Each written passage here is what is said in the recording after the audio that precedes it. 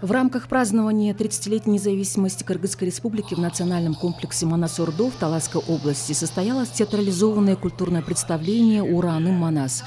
Президент Садыр Жапаров посетил масштабное театральное действо, которое отразило важнейшие эпизоды из истории кыргызского народа и вклад в становление государственности и независимости великих героев и видных деятелей. Манаса Великодушного, Алымбека Датки, Шабдана Батыра, Курманджан Датки, Джусупа Абдрахманова, Касыма Тыныстанова и другие. В своем выступлении глава государства подчеркнул важнейшее значение духовных ценностей кыргызского народа, содержащиеся в величайшем национальном эпосе «Манас». Он отметил, что мечтание кыргызского народа о независимости связано с таласской землей и священным духом Манаса Великодушного. Завершилось представление гала-концертом с участием представителей отечественной эстрады и акынов-импровизаторов. Кулаалы таптап, куш кылдым, курама жыйып, журт кылдым деген саптары ата-бабаларыбыздын мамлекет түптөөдөгү чеберчилиги, улут куроодогу тажрыйбасы гана эмес, кийинки муун үчүн да айтылган керези дагы. Көсөмдүк менен айтылган мындай насаат кептин үгүтүн кийинки муундарга улантуу өтө зарыл жана ар бирибиздин милдетибиз. Себеби тарыхый жагдай ыроологон мүмкүнчүлүктөрдү колдон чыгаруунун кедергиси канчалык оор тиерин жакшы билебиз. Ушуга байланыштуу бир мисал айтайын. Өткөндө Ысык көлдө Жусуп Абдрахмановдун 120 жылдыгын белгилөө маалындагы сөзүмдү айттым эле, дагы бир ирет кайталап кетейин.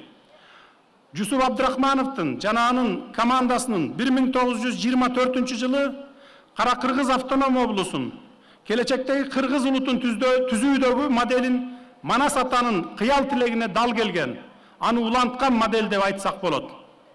Эгерде Манас ата учурунда кулаалы таптап, куш кылдым, курама топтоп, журт кылдым деп ураан чакырса, Жусуп Абдрахманов жана анын санаалаштары Кара Кыргыз автоном облусунун курамына Фергана өрөөнүнүн түпкүлүктүү элдери, түрктөрдүн, кыпчактардын, каракалпактардын курамалары кириш үчүн жан үрөп күрөшкөн экен. Аттиң Абдрахмановчулардын бул кыял тилеги, модели ишке ашкан жок. Бирок ал жана анын санаалаштары курама топтоп, журт кылуунун 20-кылымдагы жаңы өрнөгүн көрсөтүүгө умтулган экен. Муну айтып жатканымдын себеби азыркы муун улуулардын жолоюн улап, регионализм, трайбализм, жаатчылык сыяктуу терс көрүнүштөрдүн тамыр жайышына жол бербеши керек. Кадырлуу калкым, 21-кылым элибиздин алдына жаңы мүмкүнчүлүктөр менен катар жаңы сыноолорду да тартуулады. Кыргызстанды модернизациялоо жана жаңылоо максатын эске алып, биз быйыл жаңы редакциядагы конституцияны кабыл алдык. Элдин колдоосу менен президенттик башкаруу формасына кайтып келдик. Мурда 3 баштуу бийлик болгон болсо, мындан ары 1 баштуу бийлик болуп, бийлик бутагында акырындык менен тартип жана ирээттүүлүк орноп келе жатат.